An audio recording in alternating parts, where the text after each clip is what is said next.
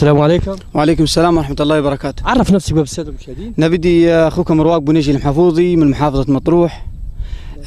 كل سنة وانتم طيبين جميعا، وربنا يجعلكم بخير، ورمضان كريم إن شاء الله علينا وعليك يا عم ضيف. أنا طبعا عرفت إن أنت هنا فجيت لك يعني حبيبي وأخويا رواق. حبيبي يا عم ضيف، طبعا أنت أكيد حتى خال طبعا العزوز وأنت راجل شخصية مشهورة يعني مش حبيبي يا عم ضيف. وين أنا؟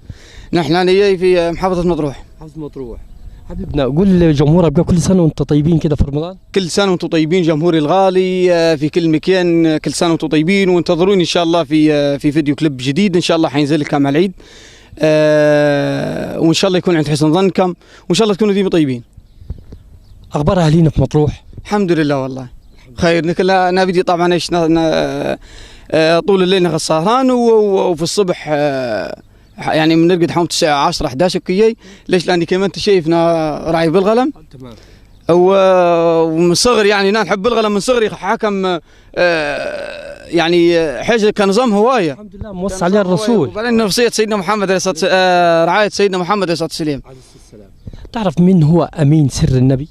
حذيفة بن اليمان. على طول كده؟ طبعا. أنا رالي يعني قاري وحافظ في القرآن، وحافظ يعني أنا متعلم مش ولحد الآن ندرس في كلية يعني. الناس كلها يعرف إن رواق بنيجي يدرس. أمين سر النبي؟ حذيفة بن اليمان. سؤال نهائي. عموما إجابة صحيحة أخونا وحبيبنا، بس يعني بسم الله ما شاء الله عليه يعني ما غبتش يعني. لا ما زي ما أنا قلت لك يعني رغم إني أنا راجل نشعر ونغني وندير، ولكن طبعا الدين بتاعنا اكيد نبقى حافظين الامور بتاعه، واكيد انك نكونوا طبعا ايش اهم حاجه الصلاه، واهم شيء انك تكون راجل تقي ربك وقلبك نقي. وطبعا نبدي من حوالي 3 ايام كنت لسه ختم القران والله. يعني امين سر النبي، انقل معايا كده شويه. امين سر النبي حذيفه بن اليمان. حذيفه ابن اليمان. ابن اليمان. سؤال نهائي. وطبعا يعني حتى حياه ابوي نبدي حياه نيجي الله يرحمه كان شيخ مسجد، كان شيخ كبير والناس كلها عرفته. نجي المحفوظي وشهرت نجي برواق.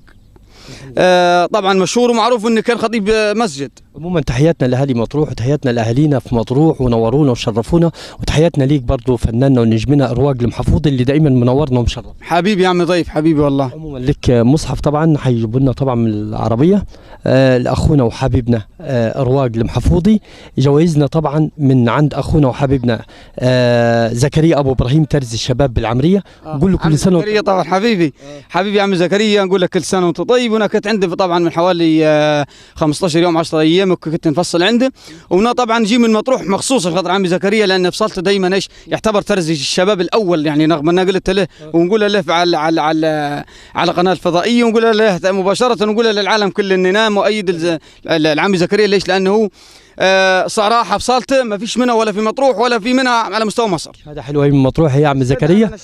طيب تحياتنا لعم زكريا ابو ابراهيم بالعمريه ترزي الشباب. تحياتنا لاخونا وحبيبنا الشيخ سعد ابو يوسف بالاسكندريه. تحياتنا لاخونا وحبيبنا باشمهندس حميده شبل الصوتيات بكومومبو. تحياتنا ليك يا استاذ حميده.